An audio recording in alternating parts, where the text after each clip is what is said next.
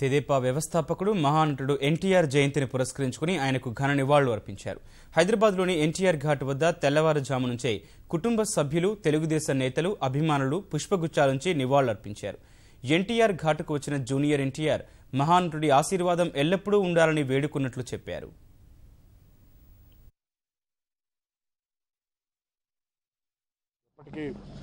మనందరి మీద ఆయన ఆశీస్సులు ఎప్పటికీ ఉంటుందని, తెలుగు ప్రజల వైపు ఆయన ఆశీస్సులు ఎల్లప్పటికీ ఉండాలని ఆ దేవుని మనసారా కోరుకుంటున్నాను. Thank you. స్వర్గీయ అన్న నందమూరి తారక రామారావు గారు అనుకున్నది సాధించటంలో దిట్ట. ఆయన ముఖ్యంగా పేద బడుగు బలహీన వర్గాల వారికి అన్యాయం జరుగుతోంది, అందున తెలుగువాడి ఆత్మ గౌరవం దెబ్బతిన్నది. ఢిల్లీ నడి వీధిలో తాకట్టు పెట్టినప్పుడు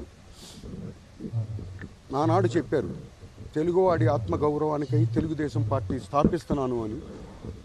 స్థాపించి 9 నెలల్లో మరి అధికారంలోకి రావటం కానివ్వండి, అదే నేను చెప్పాను, అది సాహసం.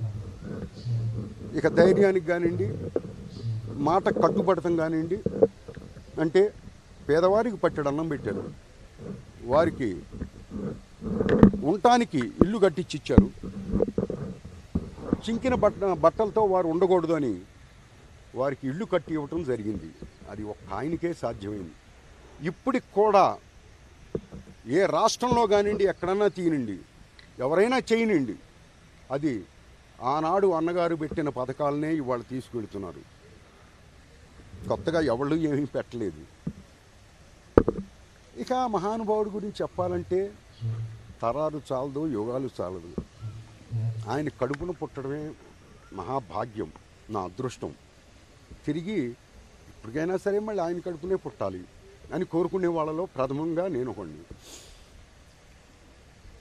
అలాగే సంఘంలో, సమాజంలో ఎన్నో, అసలు స్త్రీ అన్నది బయటికి వెళ్ళటానికి వెళితే తిరిగి ఇంటికి వస్తుందా అన్న